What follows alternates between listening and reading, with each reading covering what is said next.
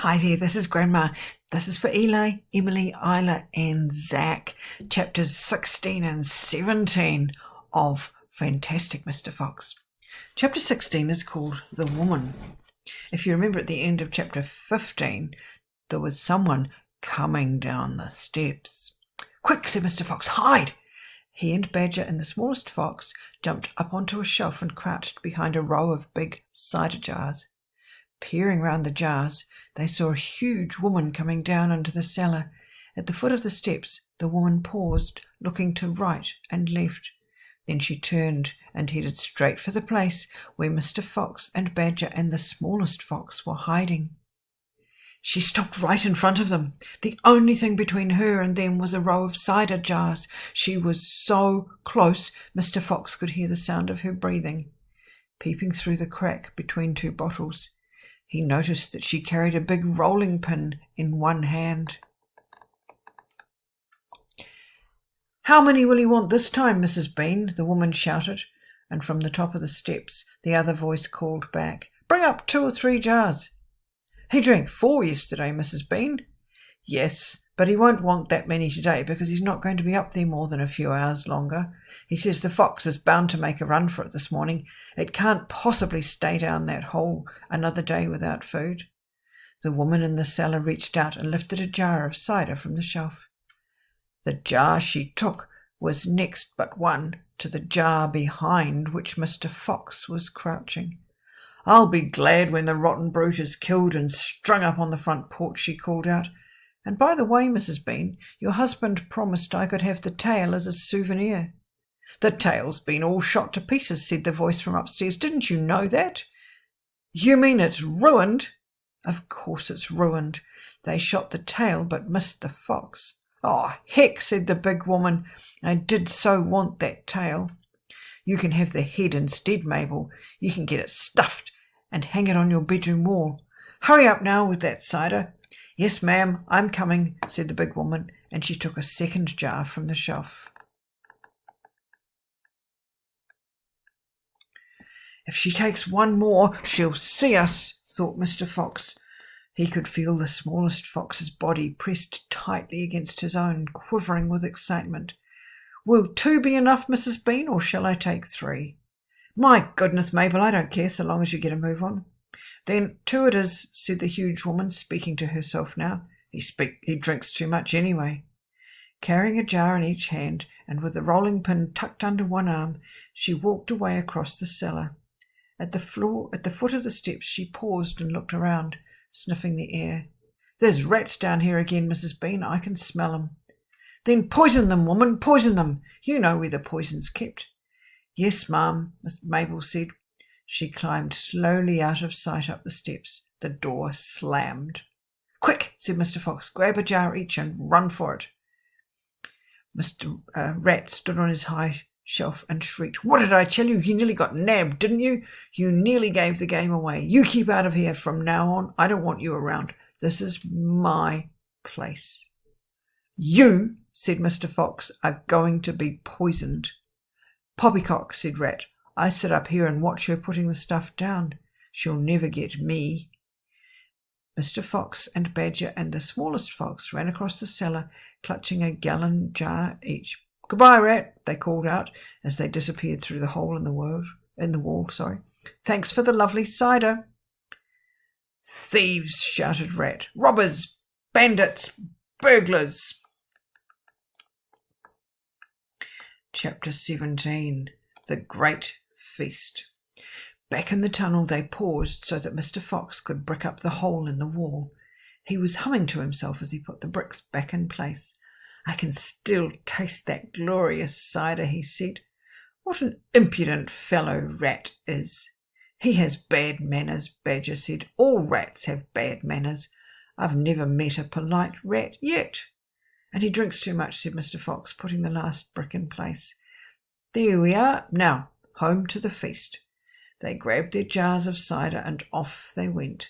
Mr. Fox was in front, the smallest fox came next, and Badger last. Along the tunnel they flew past the turning that led to Bunce's mighty storehouse, past Boggis's chicken house number 1, and then up the long stretch towards the place where they knew Mrs. Fox would be waiting. "Keep it up, my darlings," shouted Mr. Fox. "We'll soon be there. Think what's waiting for us at the other end, and just think what we're bringing home with us in these jars. That ought to cheer up poor Mrs. Fox." Mr. Fox sang a little song as he ran. "Home again swiftly I glide, back to my beautiful bride.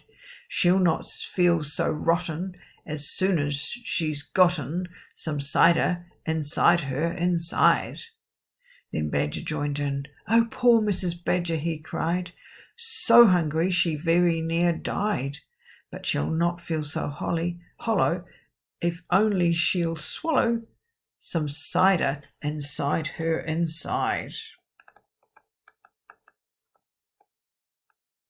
They were still singing as they rounded the final corner and burst in upon the most wonderful and amazing sight any of them had ever seen. The feast was just beginning. A large dining room had been hollowed out of the earth, and in the middle of it, seated around a huge table, were no less than 29 animals. They were Mrs. Fox and 3 small foxes, Mrs. Badger and 3 small badgers, Mole and Mrs. Mole and 4 small moles, Rabbit and Mrs. Rabbit and 5 small rabbits, Weasel and Mrs. Weasel and 6 small weasels.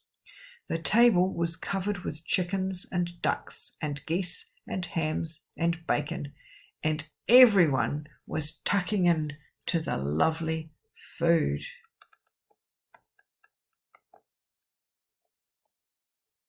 "My darling," cried Mrs. Fox, jumping up and hugging Mr. Fox. "We couldn't wait. Please forgive us." Then she hugged the smallest fox of all, and Mrs. Badger hugged Badger, and everyone hugged everyone else. Amid shouts of joy, the great jars of cider were placed upon the table, and Mr. Fox and Badger and the smallest fox sat down with the others. You must remember, no one had eaten a thing for several days. They were ravenous. So for a while there was no conversation at all. There was only the sound of crunching and chewing as the animals attacked the succulent food. At last Mr. Badger stood up. He raised his glass of cider and called out, "A toast! I want you all to stand and drink a toast to our dear friend who has saved our lives this day, Mr. Fox." "To Mr. Fox!" they all shouted, standing up and raising their glasses. "To Mr. Fox! Long may he live." Then Mrs. Fox got shyly to her feet and said, "I don't want to make a speech. I just want to say one thing, and it's this. My husband is a fantastic fox." Everyone clapped and cheered. Then Mr. Fox himself stood up. "This delicious meal," he began. Then he stopped. In the silence that followed, he let fly a tremendous belch. That's another word for burp. There was laughter and more clapping. "This delicious meal, my friends," he went on, "is by courtesy of Messrs. Boggis, Bunce, and Bean." More cheering and laughter, "and I hope you have enjoyed it as much as I have." He let fly another colossal belch. "Better out than in," said Badger. "Thank you," said Mr. Fox, grinning hugely. "But now, my friends, let's be serious. Let us think of tomorrow and the next day and the days after that. If we go out, we will be killed, right?" "Right," they shouted. "We'll be shot before we've gone a yard," said Badger. "Exactly. But who wants to go out anyway? Let me ask you that. We are all diggers, every one of us. We hate the outside. The outside is full of enemies. We only go out because we have to get food for our families. But now, my friends, we have an entirely new setup. We have a safe tunnel leading to 3 of the finest stores in the world." "We do indeed," said Badger. "I've seen 'em." "And you know what this means," said Mr. Fox.